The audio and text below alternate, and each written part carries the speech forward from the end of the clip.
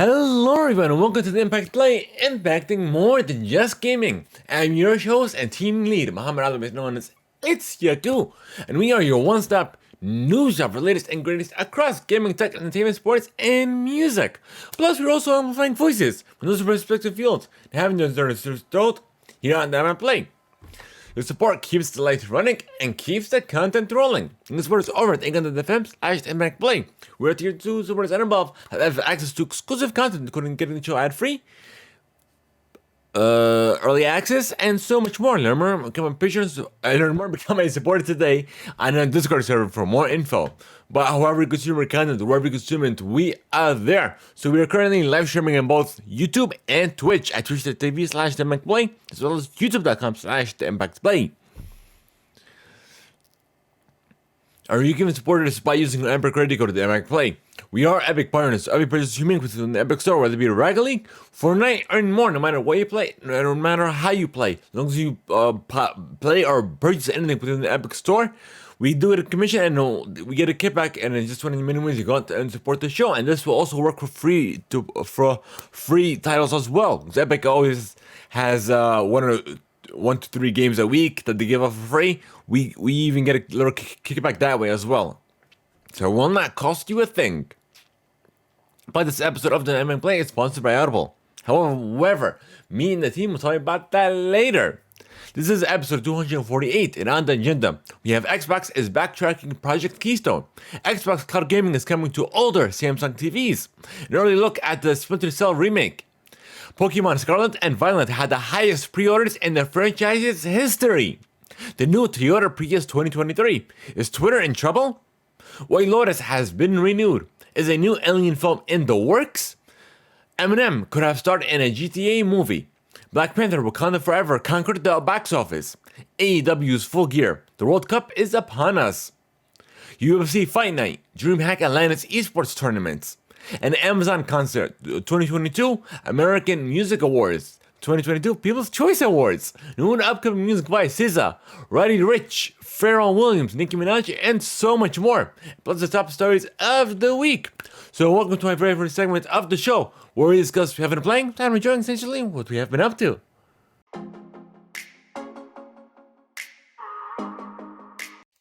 Alrighty folks, so I guess I'll talk about what I have been playing or what I have been up to lately. So literally, I guess Brawlhalla is the only thing I've been up to this past week. But that's fine, you can get into a quick match or two and you just have a fun time. And also I think the semifinals happened a couple days ago because I was watching that as well. In regards to show wise, I have yet to watch the latest episode of Andor, episode 11. I think it's episode 11, if I'm not mistaken. Let's see.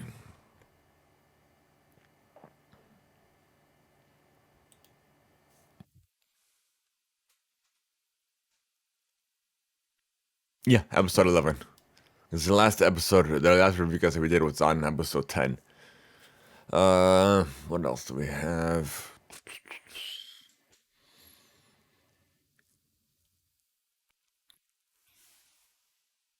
Oh yeah, right in front of me. I forgot, this came the other day, my Pokemon Violet. So I will be playing it, but during my first playthrough, I will be streaming it here on the Epic Play's Twitch channel. So be looking for that, actually. Yeah, I might do a simultaneous stream, so both YouTube and Twitch, but I guess just follow us on Twitch, just in case. I only do it only to Twitch. What else do I have? I have a couple things that I'm working on as well, but I guess I'll talk about that in housekeeping. So without further ado, let's get into the news, folks, and we're going to of course start with your housekeeping.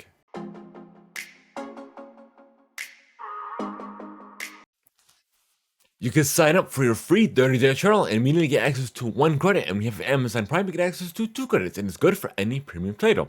Simply go to audibletrial.com/theimpactplay. Once again, the URL is audibletrial.com/theimpactplay. Thank you to Audible for sponsoring this episode of the Impact Play.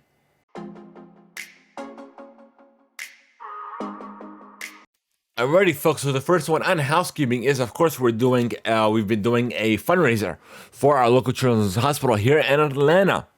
And it is benefiting Children's Healthcare of Atlanta, which is made possible by the folks over at Extra Life, which is a program of Children's Miracle Network hospitals. And they make a difference in a child's life as little as $1.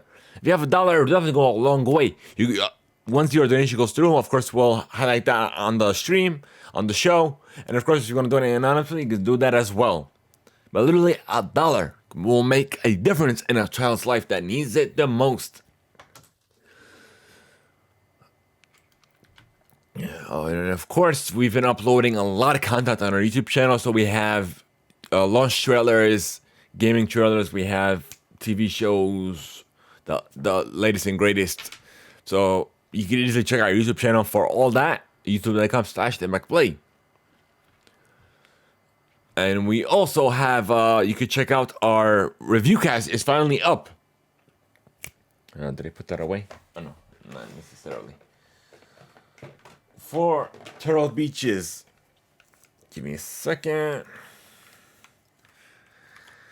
Atom controller, as well as the Recon controller. So the review cast is up now on YouTube.com/Theimpactplay, as well as your favorite podcast platform.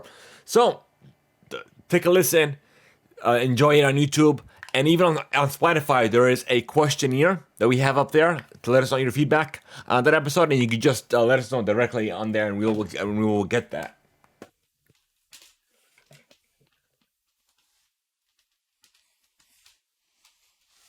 And what else do we have on housekeeping? Yeah, that's the latest. And we were at Dream. I was at DreamHack yesterday. I was out there on assignment covering the event, DreamHack Atlanta, by the way, because it's here for the entire weekend, so Friday through Sunday, I mean. But I was there on Saturday covering it all, and hopefully I'll have that edited and uploaded to you guys hopefully this week. So be on the lookout for that episode coming your way on YouTube, as well as again your favorite podcast platform. It'll be there on podcast services around the globe. So, and we are also on TikTok, on Instagram, on YouTube Shorts. So you could enjoy our tidbit clips of our live playthroughs of our episodes, and just of our playthroughs as well. So be on the lookout for that content and enjoy it. Follow us wherever you are. And just look forward to amazing content coming from us, from the amazing team here at Theimpactplay.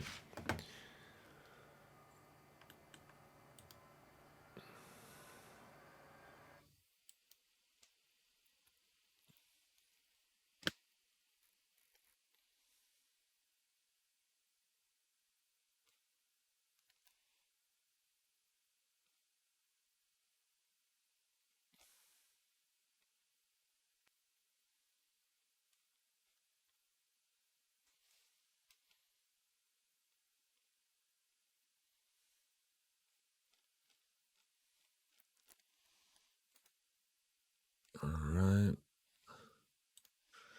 So I guess we'll get into the news, folks, and we're going to start with the rest of the news, I should say, with your gaming play. And the first one up is Xbox is backtracking on its upcoming project Keystone, which is their up-and-coming streaming device. So this is coming over from VGC, Video Games Chronicle.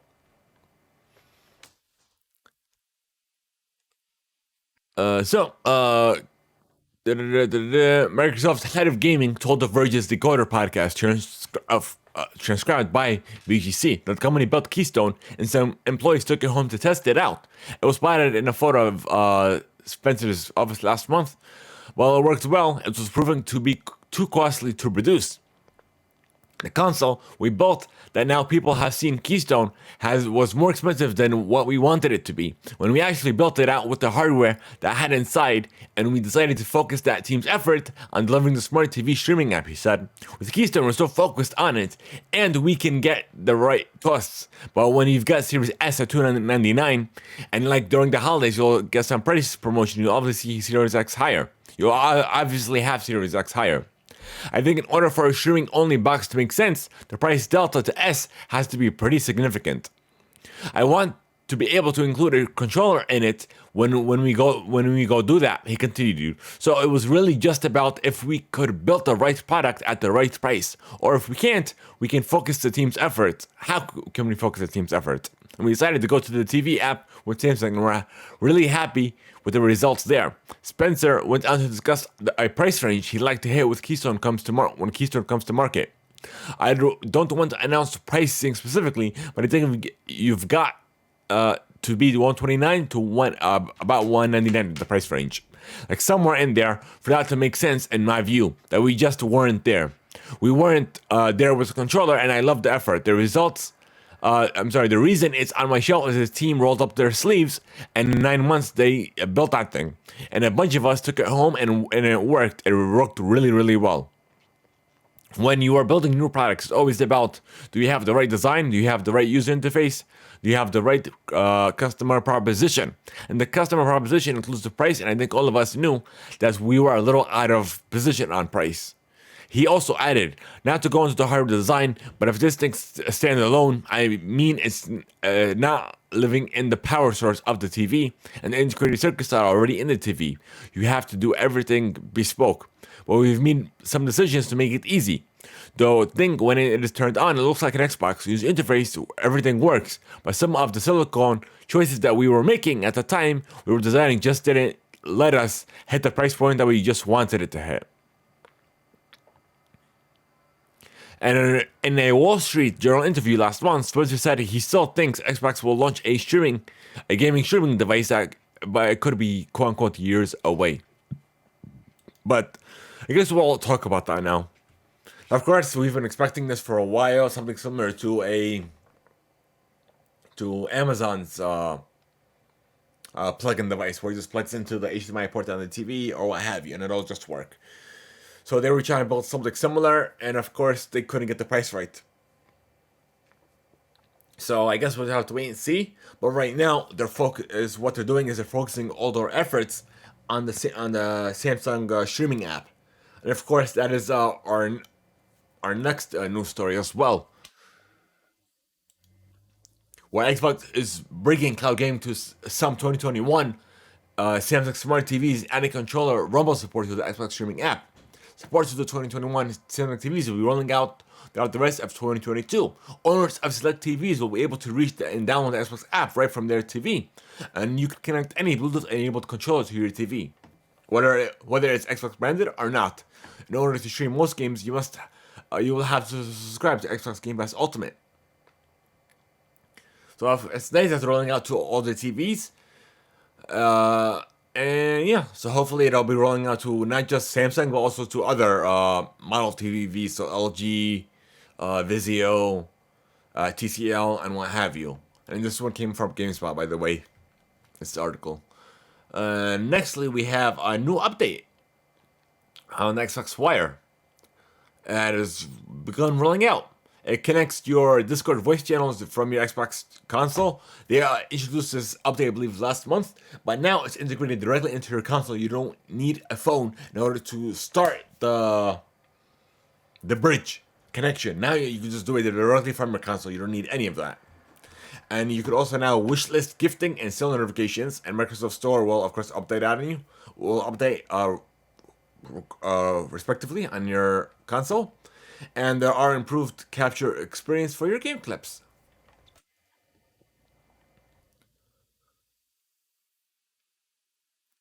And even enhanced power options in more customizations.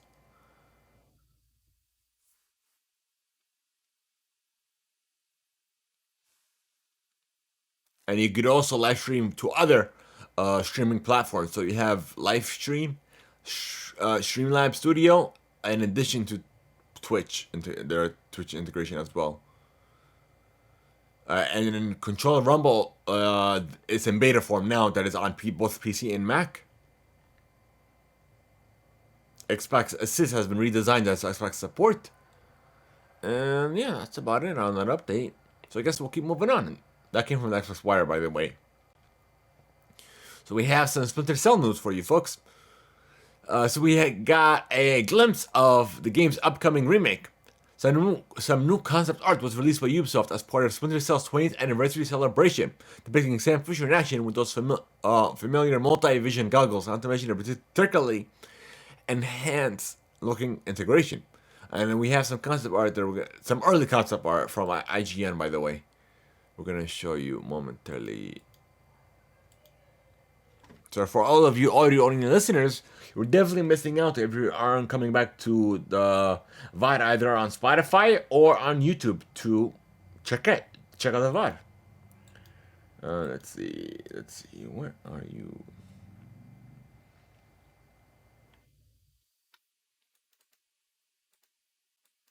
There we go. Okay.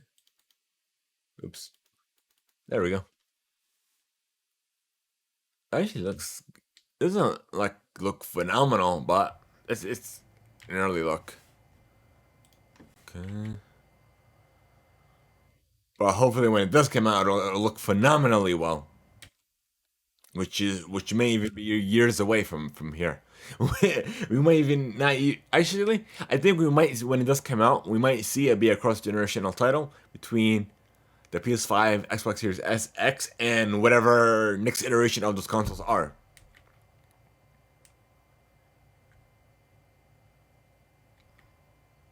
Yep, that's all we have for you. It's nice that they finally gave us an update after being years in the dark.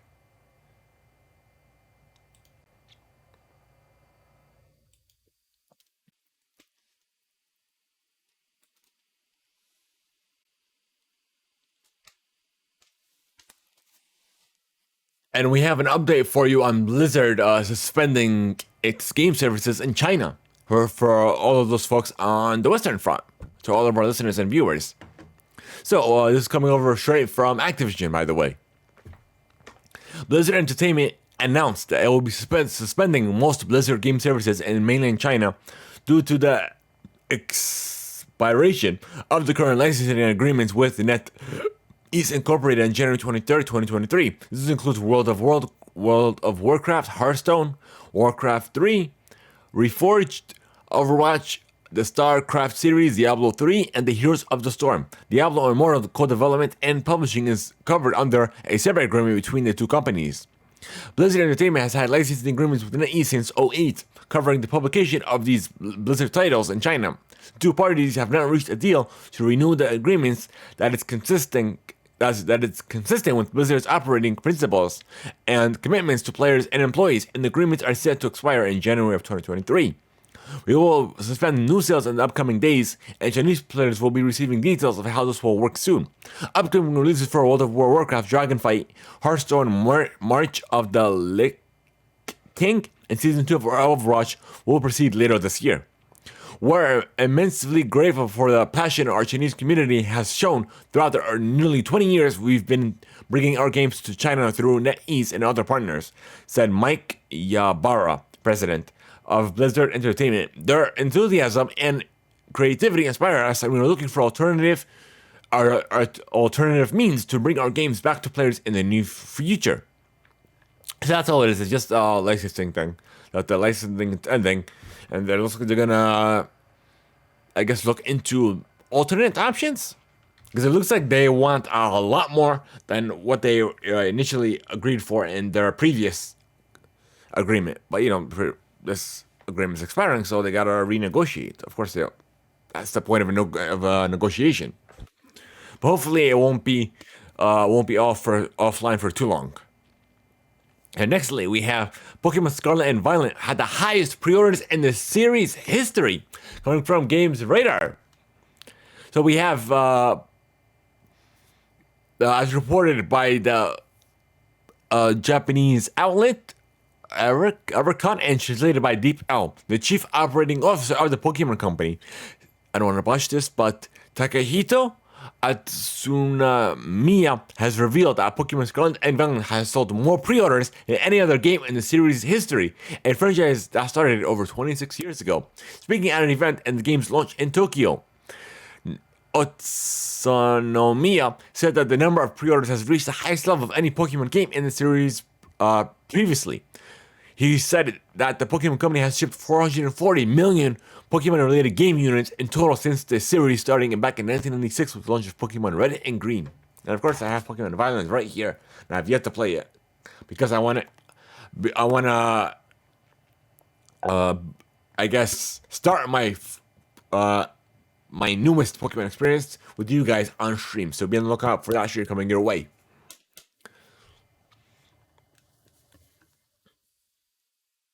And also, he also gave fans an insight into roughly how long they will be exploring players will be exploring the Paldea region. According to the game story, Pokemon Scarlet and Violet's main story is expected to take around 30 to 40 hours if you're a Pokemon professional, approximately 60 hours if you're new to the series. I guess, wow, that's gonna be a while. 30 hours. Is what it is. But not too surprising. Let's see. So we have another update coming over from GameSpot. We have Volition, the Illinois-based studio that recently launched a Saints Row reboot that garnered a mixed reaction from fans as merging with Borderlands studio Gearbox. The Embracer Group, which owns both Volition and Gearbox, announced that Volition will transition to become a part of Gearbox.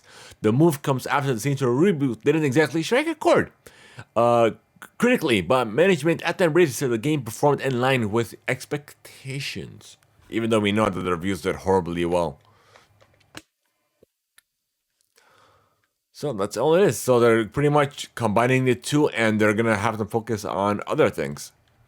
No, and of course the Saints remake didn't do well, so why would they leave it separately? But nonetheless, the Unreal editor for Fortnite has been delayed to January. Another one coming from GameSpot. The upcoming Unreal Engine for Fortnite has been delayed to January of 2023. Epic Games CEO Tim Sweeney announced the move is in response to popular leaker HypeX, who already asked Sweeney about release plans for the editor in a popular tweet. Sorry, he was quoted tweeting, "Sorry folks, the team is working super hard, but the Unreal editor for Fortnite has been delayed to late January of 2023. That's all we have, but yeah. And we have NVIDIA is being sued over its controversial 16-pin connector coming over from IGN.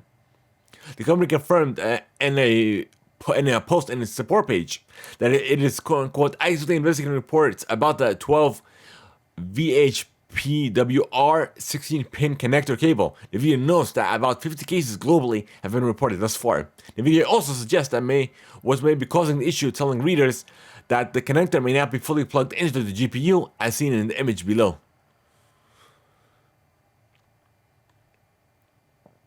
So RTX 4090 owners has filed a class action lawsuit against NVIDIA over the company's controversial connector cable. As originally reported by Times Hardware, Lucas Genova filed a lawsuit last week concerning the 16-pin connector used for the company's current high-generation graphics card. And of course, the connector cable did melt shortly after installing into his PC. And apparently the cause of the melting appears to be a design flaw relating to the high wattage flowing through each of the 16 pins. The legal complaint notes if there is even a temporary break in the electrical connection for any of the pins, too high a current will flow through the remaining pins, causing a meltdown. So he's not the only one that is experiencing this issue. So we'll have to wait and see. But currently I'm gonna share these images for you folks. So you guys, if you do plan on purchasing the 4090 series, or if you have it, I guess keep this in mind. This is where it's not fully plugged in, and this is where it's fully plugged in. So apparently it looks like it's supposed to be off a little bit. It doesn't make any sense, but yeah. Oh yeah, here it is. I see it. The bottom of it is showing a little bit. I guess let me show as a display feature. Hold on, let me take off the window.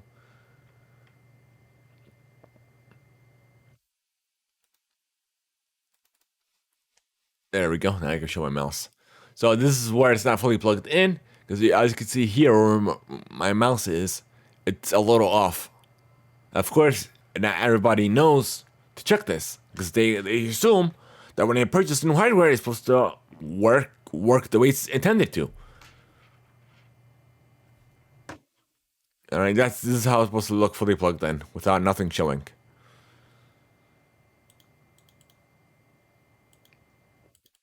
Oops, I kind of messed up. But I'm good. That's what happens when you're a one-man production team. Alrighty, so we did that. Now we have Google has reportedly paid Activision via millions to prevent them from opening their own rival app store, coming from GamesIndustry.biz. So Google has reportedly spent hundreds of millions of dollars on deals with leading developers in an effort to dissuade them from launching their own app stores on Android. The revelation comes from a newly unredacted copy of Epic's 2020 lawsuit against Google, and it has been reviewed by Reuters. According to the site, the document showed that Google paid Activision Blizzard $360 million over 3 years on one such agreement, with another $30 million paid to Riot Games over 1 year. In total, there were 24 deals highlighted between Google and big-name developers, including Ubisoft, Nintendo, and non-gaming app providers. The deals were part of the quote-unquote Project Hug, which has been mentioned but never detailed in previous versions of the lawsuit, and invoked payments for visitations videos to YouTube, as well as credit for Google offering such as advertising and cloud services. According to Reuters, Google said that the deal were to keep developers satisfied and reflect healthy quote unquote healthy competition. However, the lawsuit claimed that deals were to block rival app stores. For example, the Activision deal is said to have been made back in January of 2020, shortly after it told Google it was considering launching its own marketplace on Android. Similarly, the Riot partnership was allegedly designed to stop their in-house app store efforts. So instead of promoting competition, they're trying to prevent competition. It still sounds similar to how Sony is paying, or should I say PlayStation has been paying developers then to prevent their games from being on Xbox Game Pass. But yeah, well, this looked anything but uncompetitive. But yeah, I think GameStop is for that. And we have two former Square Enix employees have been arrested on suspicion of insider trading, coming over from the VGC. Japanese tech site Automation reported that Tetsuki Sasaki and Kumaiki Suzuki were arrested for acquiring stock in Japanese developer Aiming shortly after it was announced that it was working on a new Dragon Quest game. Wow, so we're definitely getting a new Dragon Quest game, another one. The two reportedly purchased around 47 million yen, which is around 336,000 USD. Stock in Aiming just before it was publicly confirmed it was developing mobile title. Oh, it's the mobile title Dragon Quest Tact. Okay. By purchasing the stock before the announcement, the belief is that the pair may have knowingly used inside information in order to later spoil the stock again when its value increased. Yeah. So following the arrest, Square Enix made a statement confirming that the pair were former employees and stating that it was working with authorities on the investigation. So that's all we have for you. We have the Backbone. If you guys are familiar, it's a mobile controller that was created specifically for iPhone devices. Now they are working finally on an Android capable device as well, and it's available now. But it is just the original Backbone. But they did state earlier that they are working on a Android version of the PlayStation Backbone as well. Thank you, Engadget, for that. And lastly, we have Overwatch 2 no longer blocks players with prepaid numbers, coming from Engadget as well. So gamers with prepaid phones can finally play Overwatch 2. The Activision Blizzard community manager announced the changes on Thursday, reversing an overzealous anti-cheating move that had made it harder for new players to check out the game. The reversal came in the first-person shooter's latest patch and is effective immediately ahead of the game's free-to-play early access period, which launched on October 4th to prevent cheating and quote-unquote smurfing. So that's good on that front. And of course, I haven't been able to play it yet. Well, I didn't want to play it because I know that it's definitely difficult to get into a match. So I'm gonna wait until hopefully the servers are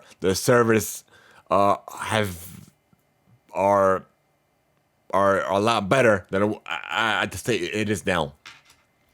So I guess we'll move on to your tech play, folks, after this.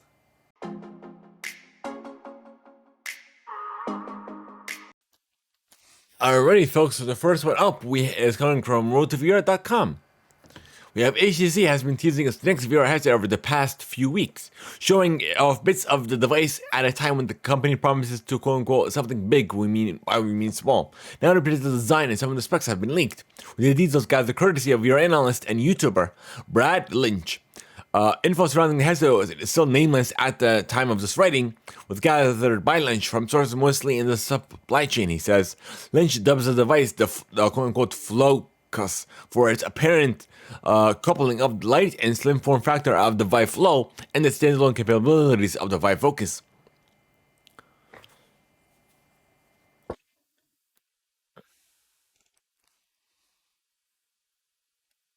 And we're gonna show you, I guess, supposed renders by him of how it may look like. So take all this with a grain of salt.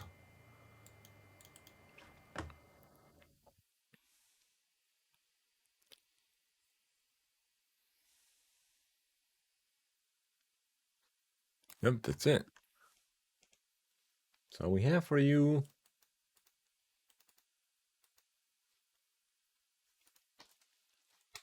And next up, we have Qualcomm has revealed their Snapdragon AR2 processor for glasses-sized AR devices. Where it has dubbed its AR2 as proposed built-in, head-worn augmented reality platform, differentiating from the company's existing Snapdragon XR2 chips. Qualcomm says that the AR2 architecture is better suited for creating AR glasses with low power consumption and compact form factors. So the platform consists of 3 chips: the AR processor for sensor perception and video output, the AR coprocessor for sensor fusion and dedicated computer vision task, and the Wi-Fi 7 chip for communication to a host processing device. By creating a more distributed workload across a main processor and a core processor, Qualcomm claims AR2 is up to 50% more power efficient, while offering 2.5 times better AI performance and a more compact form factor compared to the single chip Snapdragon XR2 solution. All right. And next we have some Twitter updates for you folks. So is Twitter in turmoil? Is it? So we'll have to wait and see. So it looks like we have a program from The Verge. So hundreds of Twitter employees remaining employees have resigned ahead of Elon Musk's quote-unquote extreme hardcore culture reset by the company, according to internal Slack messages seen by The Verge and employee tweets. The fresh purge of tweets comes from Musk's recently fired dozens of employees who criticized or mocked him in tweets and internal messages.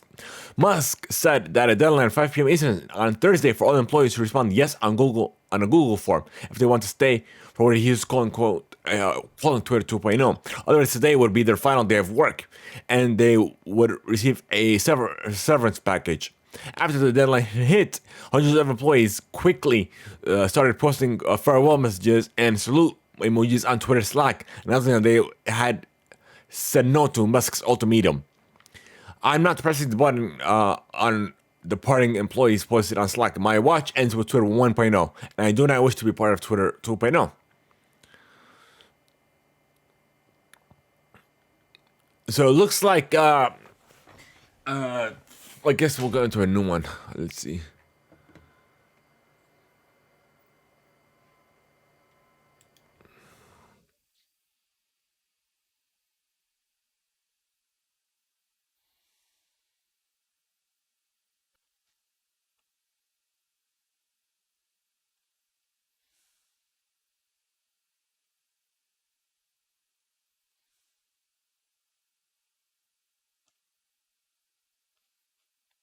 Okay. And apparently Twitter no longer has a communication department to contact for comment. And it looks like the way his ultimatum worked, he wanted to quote unquote inspire his employees to work harder. If you're providing a violent, not a violent, like an unhealthy and unworkable environment, you expect them to stay with you. And of course, the way, as soon as he gave his quote unquote ultimatum, half the employees left, and the other half decided, you know what, we're following suit. So, and that's where he essentially closed all offices until Monday. And we'll see where Twitter goes. If Twitter does go, of course, I don't know if it will, but we on other platforms. We're on Discord. Of course, you can type exclamation Discord in chat. Click on the Discord links in Twitch, on Instagram, and what have you. If you guys wish to join us there, if Twitter does go. Yeah, and of course, and we have another update for you that Twitter is may not be. They suspended blue verification because of the I guess the fake accounts that have been verified. Like, what did you expect? Because we talked about this last week as well. And it looks like he's gonna be, and Elon Musk has begun unbanning some high-profile Twitter accounts as well, including, let's see, what do we have here? Babylon B, Jordan Peterson, and Kathy Griffin, and it looks like he's gonna be, and also unbanning Trump as well. So I guess we'll have to wait and see.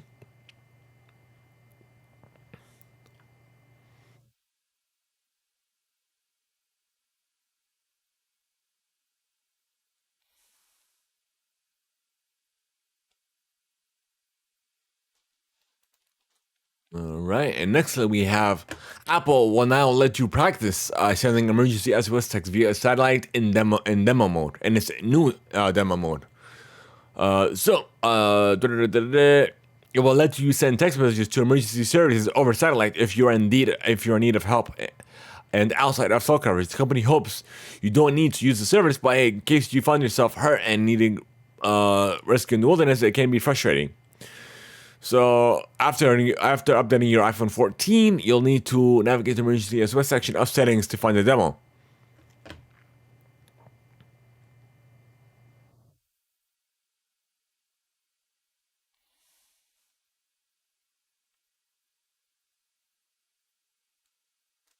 All right, so thank you, Engadget, for that. We have Apple has reportedly plans to use US made chips starting in 2 years from now. And it looks like they're building a new factory, a new manufacturing plant in Arizona, where 60% of the world's processor will be quote unquote produced. All right, and nextly we have the new 2023 Prius is the most fuel efficient ever vehicle coming from Engadget. So the Toyota has unveiled the latest Prius at an event at the 2022 Los Angeles Auto Show. And it says the model is the most fuel-efficient entry in the lineup to date. Based on the automaker's own estimates, the entry-level front-wheel drive version of the model has a 57 mile per gallon combined fuel economy rating.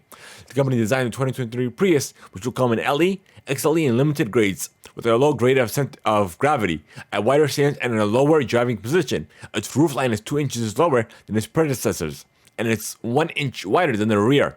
Toyota has clearly going for a more sporty modern look, aided by the larger wheels on the XLE and limited variants. So other features do include half a dozen USB-C ports and Toyota audio multimedia system with Apple CarPlay and Android Auto capability.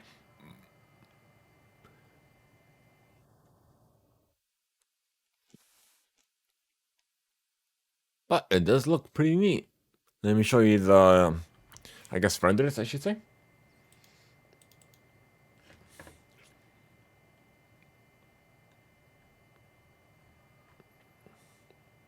It's not bad, but I'm looking for like an SUV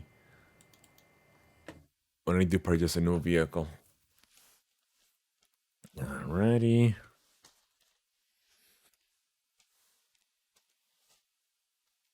Okay. And we have another update in regards to some self-driving vehicles coming to California. The first one up is Waymo, is one step closer to charging passengers for fully driverless rides in San Francisco. The California Public Utilities Commission has granted the company a driverless pilot permit, which allows it to pick up passengers in a test vehicle without a driver behind the wheel. It is also the second participant in the CPUC's driverless permit program, which Cruise being the first. All right. And nextly, we have Lyft and Motional to offer driverless taxi rides in LA. Lyft and Motionless have announced plans to launch a driverless rider hailing service in LA using the Ioniq 5 EV level 4 robotaxis. LA will be the second city serviced by the two companies, which will start offering public rides in Las Vegas earlier this year. So Motional, which is a joint venture between Hyundai and Aptiv, has been testing on autonomous vehicles without safety features for exactly 2 years. So it looks like we're one step closer to that future. So Meta is this is actually a hybrid article between music and tech. So I guess we'll just talk about it here.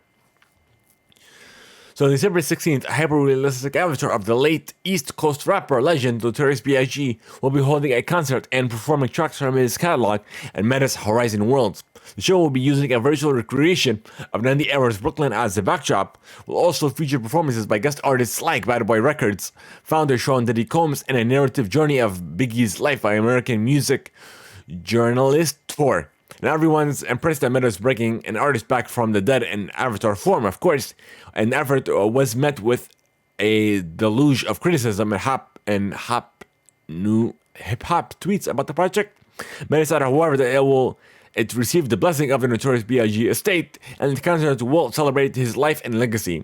Tor, who was in charge of the narrative of the concert, also said he interviewed Biggie's mother and said in her kitchen, so she knows that quote unquote, he loves her son and he will take care of his legacy. All right. So I guess we'll move on to some entertainment news, folks, after this.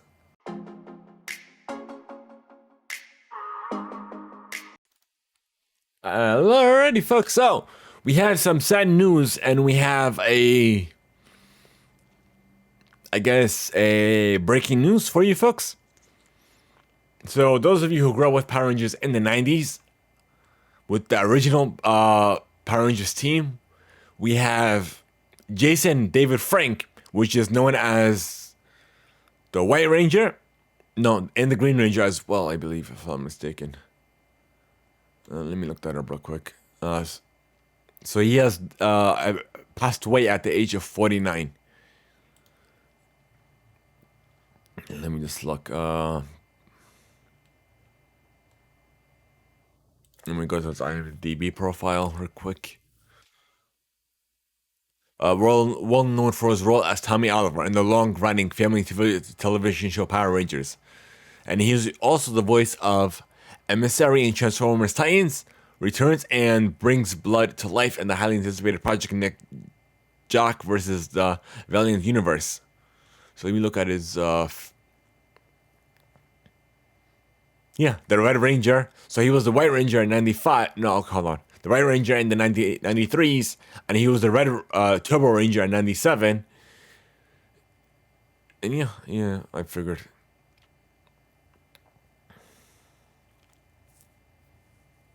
And his latest project was Omnibolt, a fast boat Fantasia in 2020.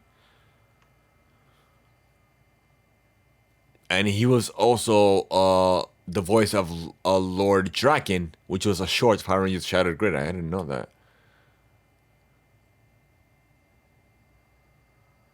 And Power Rangers Hyperforce, Black Dino Thunder Ranger. Oh, he was the evil one, when he was brought back. Oh, that's what he was. Hold on, let me look that up real quick. Lord Draken, right?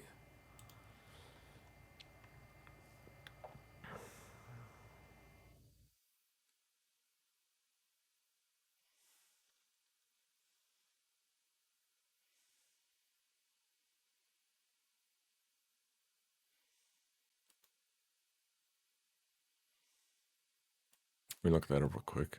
So I remember he was brought back as like an evil Power Ranger. Yep, I was right. Yeah, I was right.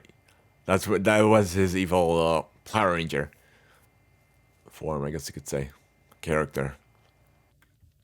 But I guess let's go back into this. Came from Team Z, by the way. Wow. As soon as I heard about this literally before we started the show, and I'm like, oh, that's horrible.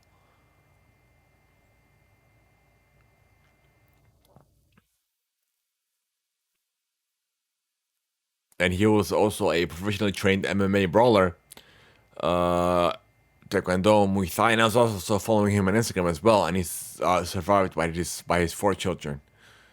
Wow, that's horrible. May he rest in peace, and also blessings to his family. Wow, that is horrible. And we also have, I guess, White Lotus is being renewed for season 3. Tweet from HBO. Wow, this is really gonna get to me because he definitely made an impact in many lives as well as my own as well. I grew up with Power Rangers. All right, we have an exclusive coming from Deadline that Jason Tatum has been attached to star in the spy thriller Red Shirt, which is based on an original pitch from Simon Kinberg with David Leitch directing.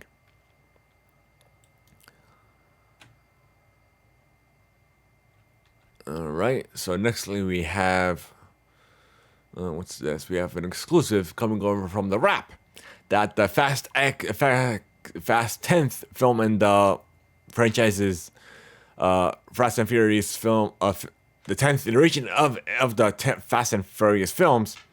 The budget has definitely blown up from its original reportedly 200 million budget to over 340 million. So it looks like this film is going to be phenomenal. So I'll have to wait and see on that. So we have another exclusive coming from Deadline.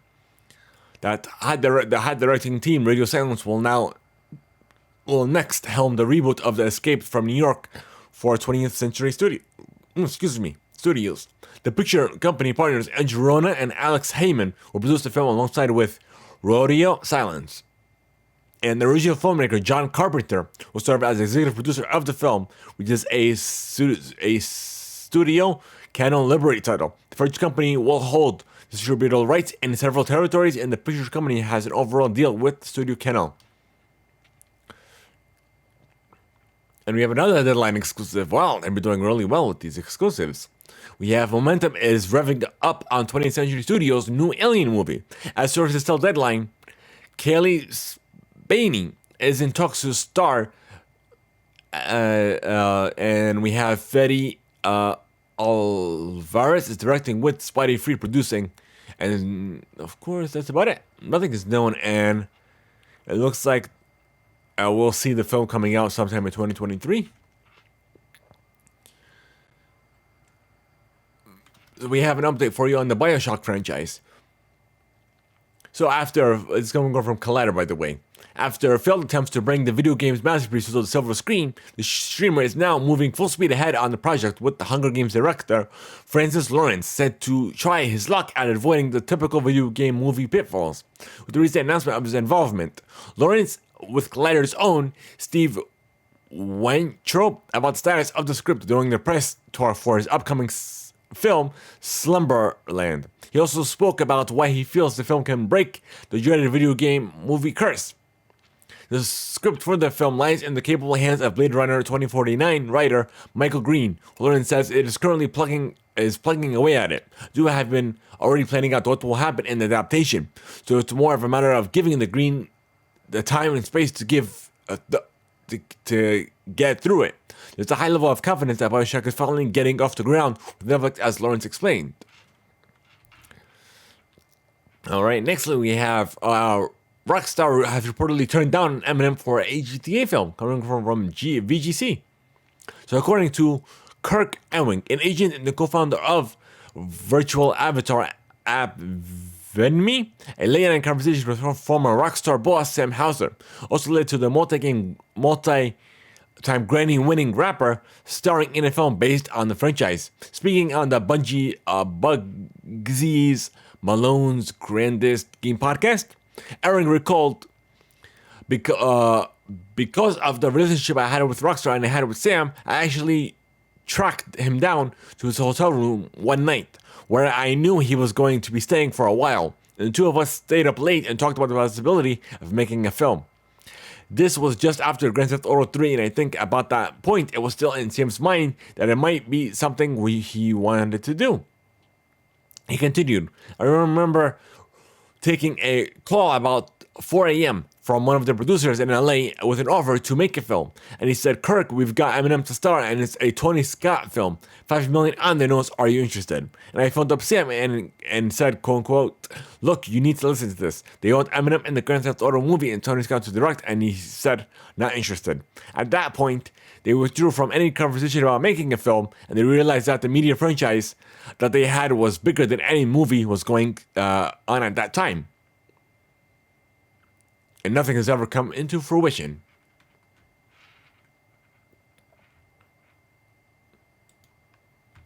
So I guess it could have been something big, but at the same time, it would have been something huge. And back in the day, like now that I think about it, because I didn't really happen to GTA until like San Andreas, so that was like years away from like from this generation, from when this film would have came out.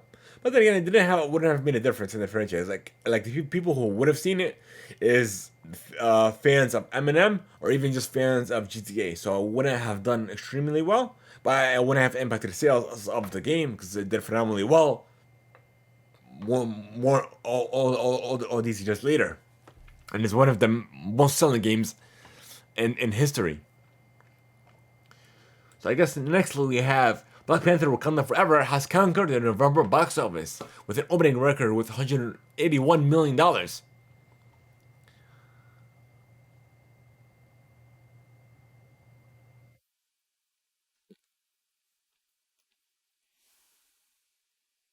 And with a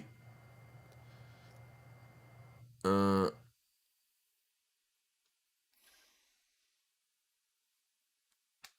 let's see. So I held number one for 5 weekends. That was the original film back in 2018. Uh,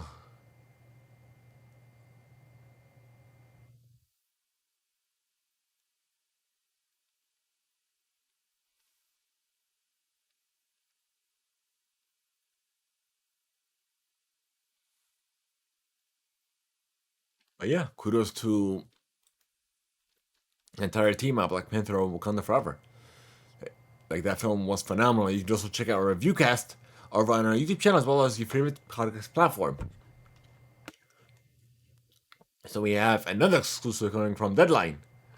We have Steven Spielberg looks to have found his Frank Bullet. As sources tell Deadline, Bradley Cooper has closed a deal to play the no-nonsense San Francisco cop in the new original Bullet story centered on the classic character famously played by Stephen McQueen in the 1968 thriller, which is set up at Warner Brothers. Cooper will also be a producer pick along with Spielberg, and is producing a partner, Christy Makoska Greiner, with Josh Singer on board to pen the script. And we have Steve McQueen's son, Chad, and granddaughter, Molly McQueen, will executive produce the new film.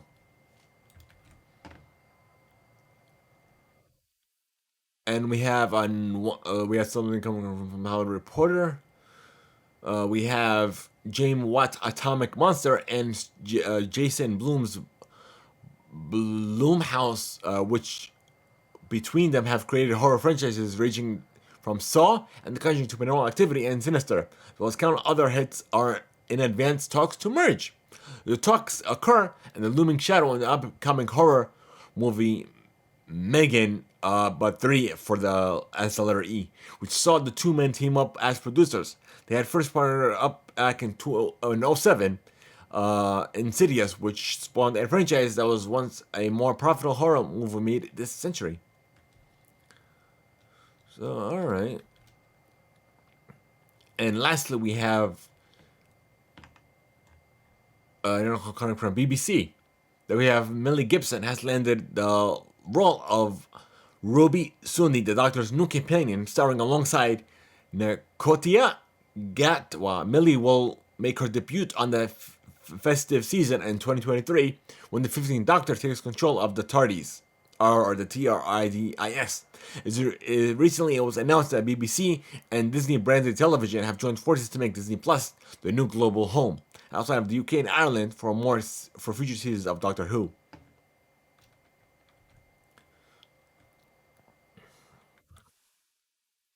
So that's it for entertainment, folks. Now we move on to sports.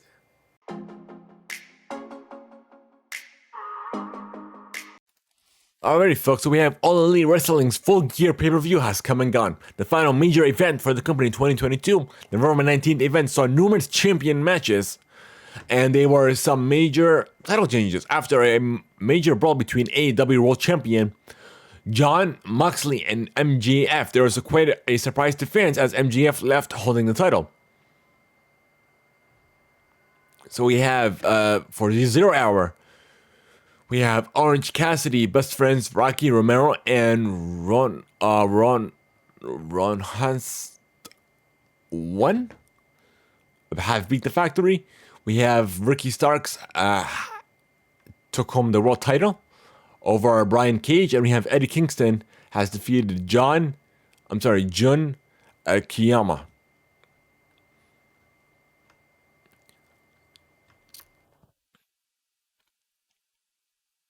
And we have Jungle Boy has defeated Le Chasaris in the steel cage match. We have Death Triangle the AEW World Trios Championship over the Elite.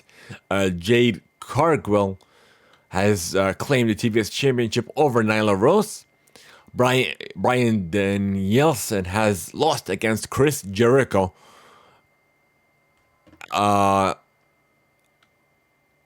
For the ROH Championship. We have Saraya has claimed victory over Dr. Britt Baker. Sammy Joe has won the TNT Championship over Wardlow, Powerhouse Hobbs. We have Sting and Darby Allin has defeated Jeff Durant and Jay Lento. And we have Jamie Hayton have claimed the AEW Interim World Women's Championship over Toni Storm. The Acclaimed have won the AEW Tag Team Championships over Swerve in Our Glory, and MJF are the AEW World Champions. They have defeated, they claimed victory over Jon Moxley.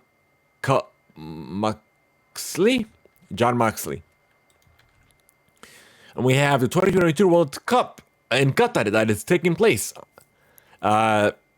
today, actually, as of this recording. It's the first winter edition in the history of the competition. Every team must finalize their squads, and the best players in the world now take center stage in Qatar, with action running through the final on December 18th. It's been a long road to get to this point, but after the draw on April 1st and the Intercontinental playoffs getting decided in June in Doha, the schedule was locked in, and now finally the games can commence. So the only games that are taking place today, hold on, give me a second. Did it already take place? Let me see. Oh yeah, it already took place, the first game. So World Cup host Qatar were humbled by Ecuador on Sunday in the tournament opener as an Ener Valencia lifted Gustavo Alfaro's squad to a deserved 2-0 victory. The win sees the South American lead Group A with 3 points, while the hosts are in big trouble with Senegal and Netherlands to come. The match began with controversy with Ecuador fighting the back of the net with a wild little sequence in the box, but VAR shockingly called an offside that seemed very harsh. Yes, it was backed up by the recently introduced automated offside technology, but just 10 minutes later, Ecuador finally got their opener in a well-deserved penalty kick. Valencia was taken down in the box and coolly finished a spot kick for the 1-0 lead. He would add his second before the break with a brilliant powerful header to the bottom left corner of the goal to all but wrap up the win. So kudos to them on the first win of the World Cup.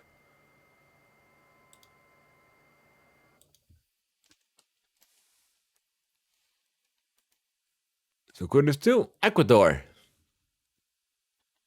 And we have England will be taking Iran at 8 a.m. local time, I'm assuming. We have that's on Monday schedule. Senegal will take on Netherlands, and the U.S. will take on Wales. And most of these matches will be taking place on FS1 and Telemundo. Actually, all of them. Well, not all of them. Some of them will be taking place on Fox. But all of them will be taking place on Telemundo, though. All these matches. And we have Karim Benzema participation with France at the 2022 World Cup. And Qatar is now over after the Real Madrid attacker suffered injury in his first full training session with the defending champions. The team announced the 34-year-old Ballon d'Or title holder had to withdraw from the Saturday's practice early, which immediately caused concern with this champ's coaching staff. A test at the SPETAR facilities in Doha showed that Benzema has suffered a left thigh injury, significantly enough to rule him out of the French France campaign this winter. So may have a safe recovery. So hopefully the France team will do good without him. Now we have some UFC news. And all the articles are coming over from CBS, by the way, CBS Sports. We have UFC fans who turned in for Derek Lewis versus Sergey Spivak are leaving empty-handed. Saturday night's UFC Fight Night main event was canceled mid-broadcast after an illness forced Lewis off the card. Ranked heavyweights Lewis and Spivak were the schedule's headliners for the latest Fight Night card from the UFC Apex in Las Vegas. Reports trickled out online during the prelims that the fight may be in jeopardy.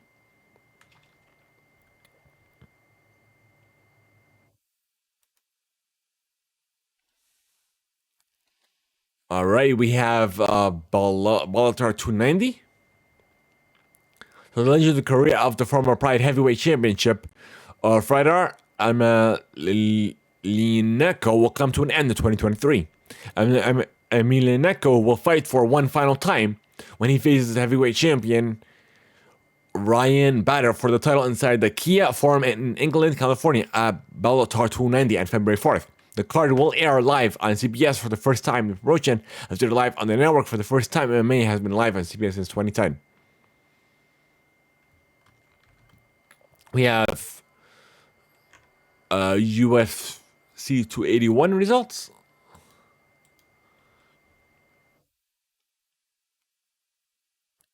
We saw a new champion rise as Alex Pereira stunned Israel Adesanya late to earn the middle weight crown. Adesanya was in control of the bout 4 rounds, including a late shot at the end of the first that appeared to have the challenger out on his feet, needing a finish to earn the victory. So elsewhere on the card, we saw Zhang Weili gain her crown as women's strawweight champion with a second round submission of Carla Esparza. Weili dominated the grappling exchanges before locking up the rear naked choke. Belly Esparza and Rose Namajunas have now traded the belt among themselves in the last 3 fights. And Dustin Poirier and Michael Chandler delivered an action classic before Pereira secured the late submission. And we have UFC 282 that will be taking place December 10th, Saturday.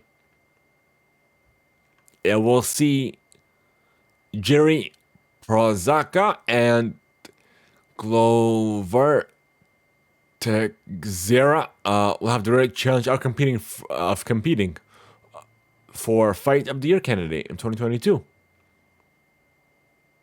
And for the other matches of the main event, we have let's see, we talked about Joe.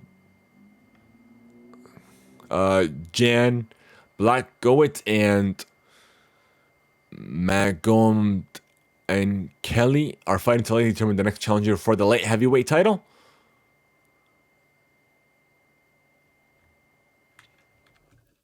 And we have some NASCAR news for you folks.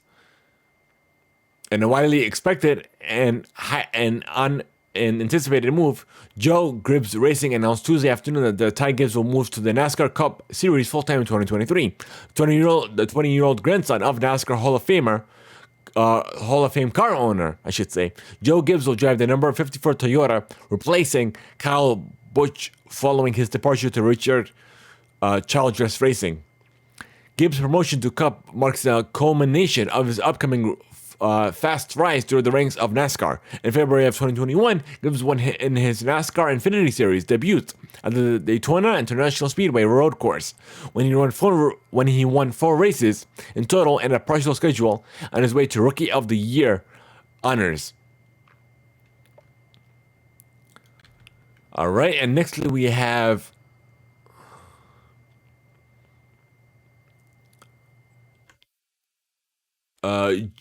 Joey Logdana dominates to win his second Cup Series championship, leading down 188 laps on his way to victory. And we saw number 2 was, I guess second place went to Ryan Blaney, and third place went to Russ Charstein of the season finale of 500.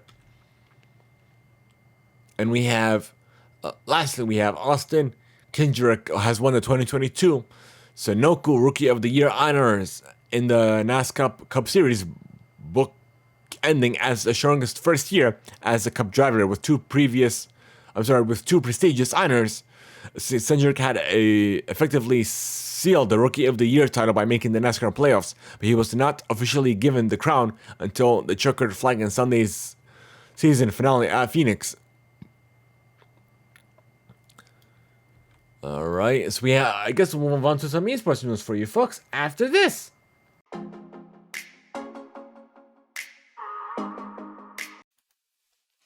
So, hello folks, we have a couple of Valorant stuff for you folks. We have Valorant Game Changer Championship is the first global event of the Valorant Game Changer series. The tournament is scheduled to kick off, has already kicked off, and I guess it'll conclude today as this recording, November 20th.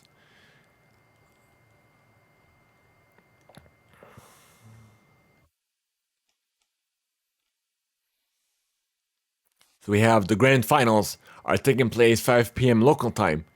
We have G2 Gozen will take on Shopify's Rebellion. Actually, they did already. Oh, okay, so they already won. So G2 Gozen has won the Valorant Game Changer Championship 2022 for a prize pool, earning them a prize pool of 180,000.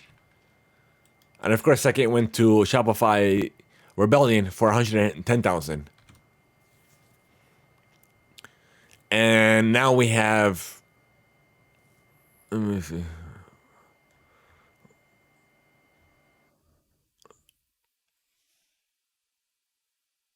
The Valorant, what do you call this? The India Invitational 2022. That is taking place. The grand finals, I should say, is taking place later on today. So we have Heretics will be taking on PPRX. Let me see. Let me look into this team for a second. PaperX.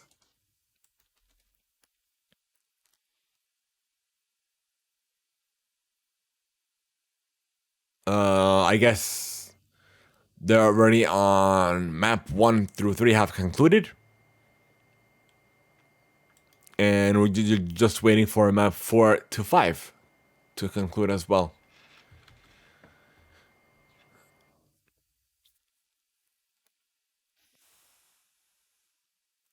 So we have esports club.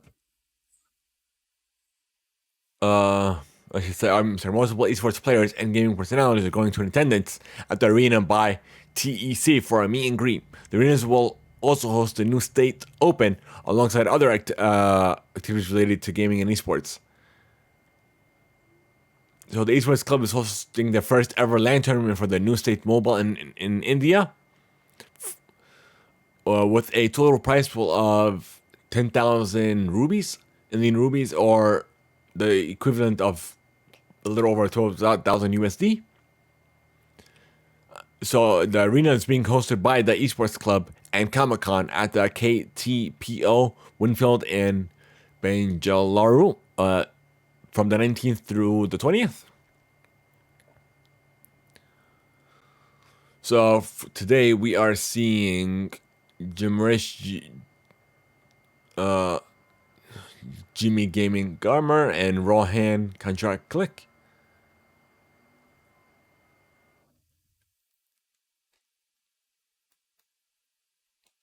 All right. And lastly, we have some esports stuff going on at DreamHack, where I was earlier yesterday. So we have for the fighting game scene, we have Smash Bros, singles, doubles, melee singles, melee doubles, Rushdown Revolt. I've never heard of that one. Guilty Gear Strive, Guilty Gear XRD Dev 2, Street Fighter 5 Champion Edition, Tekken 7, Ultimate Marvel vs. Capcom 3, The King of Fighters 15, DNF Duel. I could have sworn I heard that before. Let me see, what does DNF stand for?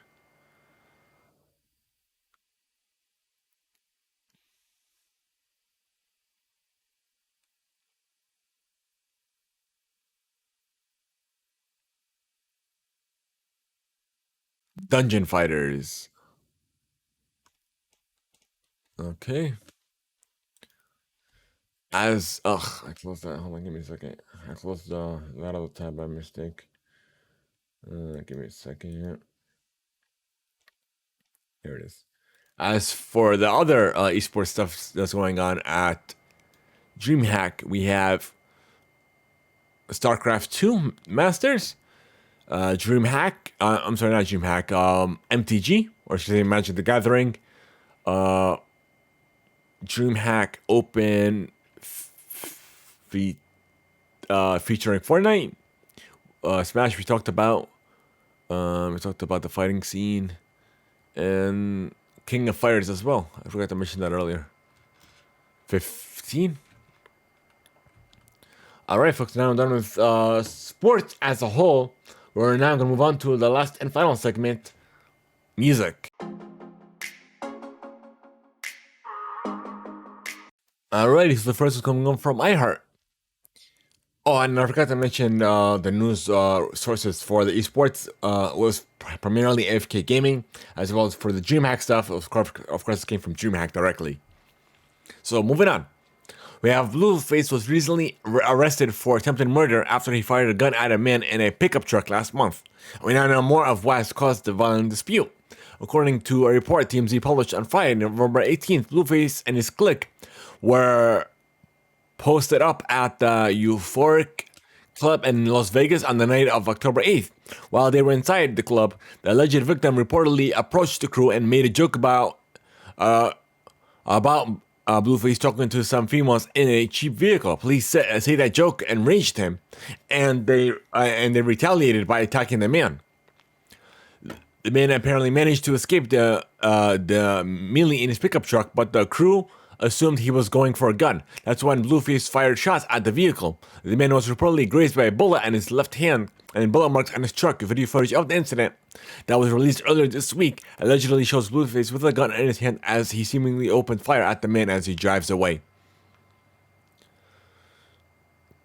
And he was arrested for attempted murder with the use of a deadly firearm or tear gas and discharging a gun into a house, building, vehicle, or craft. He was arrested earlier this week and was in custody at the Clark County Detention Center during a hearing on Wednesday. A judge set the rapper's bail at $15,000 and told the court it is likely that Mr. Porter is going to make that bail.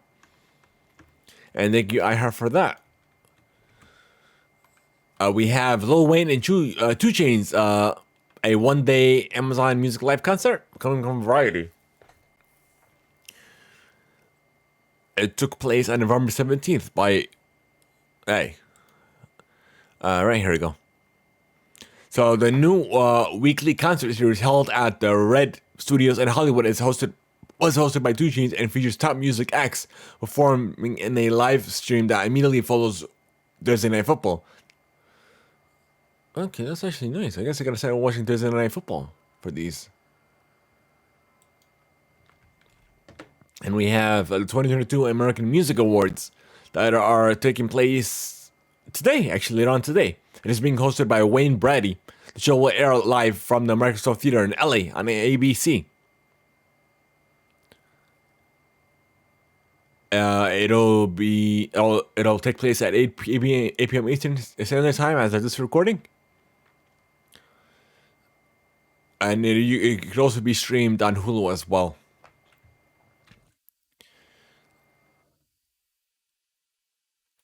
We have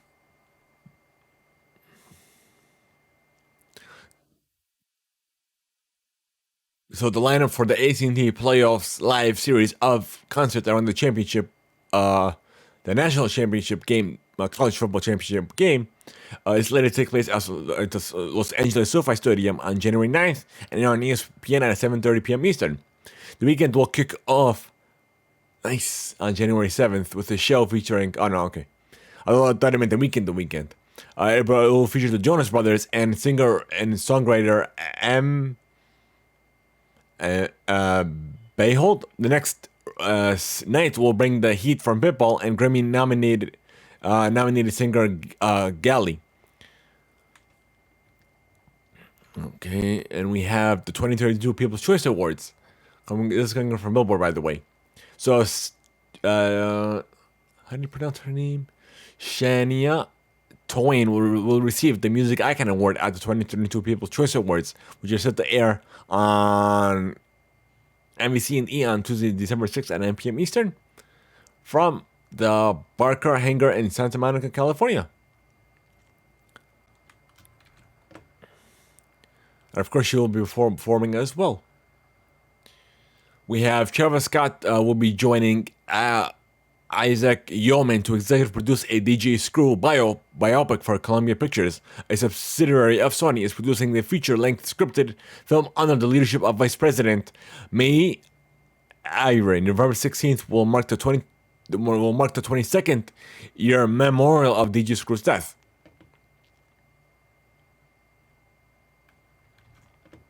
And we have... This all came from Billboard, by the way. The Hollywood season is officially upon us and set to kick off the most wonderful time of the year. The iconic Rockefeller Center tree lighting ceremony will take place on November 30th. As per usual, they have an all-star lineup including major performances by Alicia Keys, Jimmy Allen, David Foster, and more. And that came from Billboard as well. We have a Ticketmaster fiasco for Taylor Swift's Era Tour ticket. Coming from Billboard. So Ticketmaster has issued a formal apology to Taylor Swift and her fans following the chaotic ticket sales process for the 2023 Eras Tour. The ticketing giant took place in social media to share a brief apology message along with a link to a lengthier explanation on its website about why legions of Swifties weren't able to buy tickets. We want to apologize to Taylor and all her fans, especially those who had a terrible experience trying to buy tickets.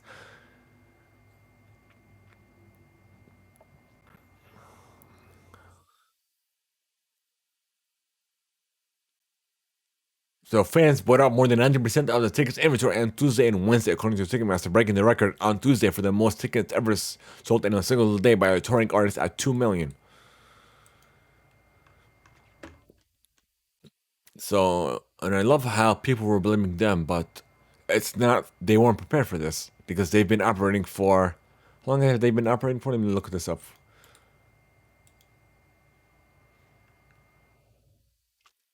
It was founded in 1976.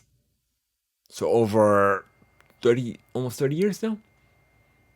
and this is the first time that they've experienced this issue. So why are people like? I don't understand that. Like they're like I don't get it at all. The way their mindset is. Like if they've been operating for nearly 30 years and this is the first time ever that the site has crashed, it means something.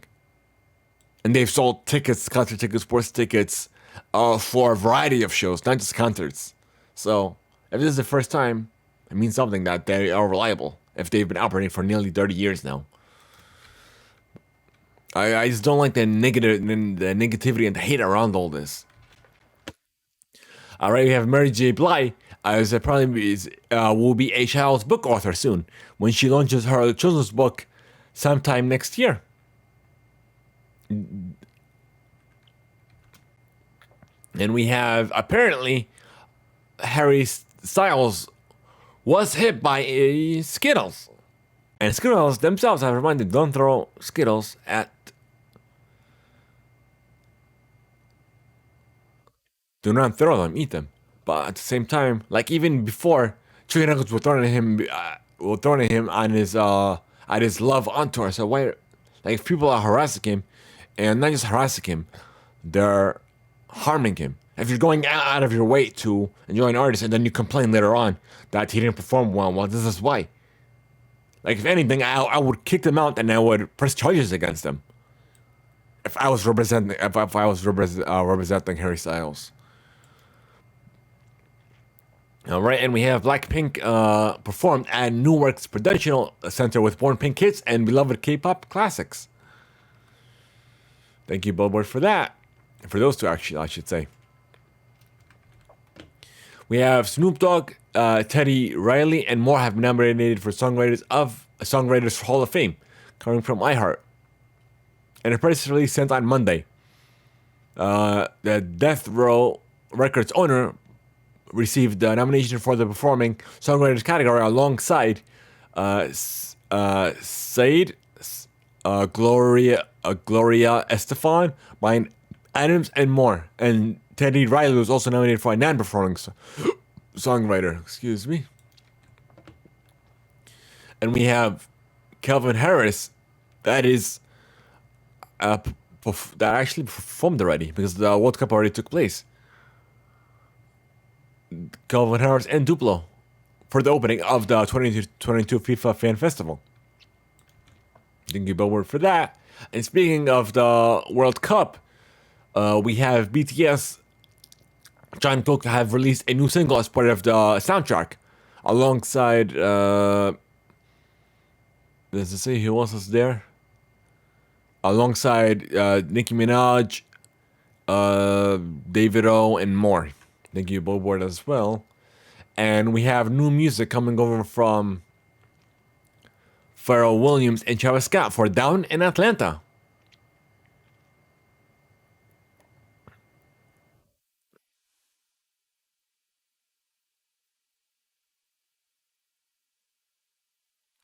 We have Nicki Minaj, Maluma, and Miriam Fairs and Tokotaka. Oh, that's for the World Cup. For the part of the official FIFA Fan Festival anthem. Sweetie has released a single Life EP. Disturbed has released the Fisive. And Brockhampton has released the new album, I should say, The Family.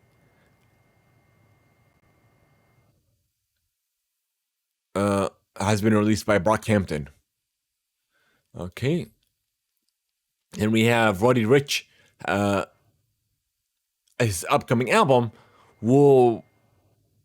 has been released. It's a 15-track LP that features Lil Durk and Ty Dolla $ign. Thank you, I heard for that. And we have SZA has revealed the new album, her new album, I should say. Her highly anticipated LP is just a month away.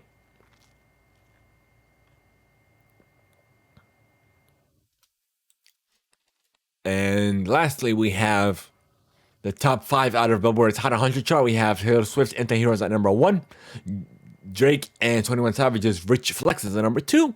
Drake and 21 Savage is at Major Distributions at number 3.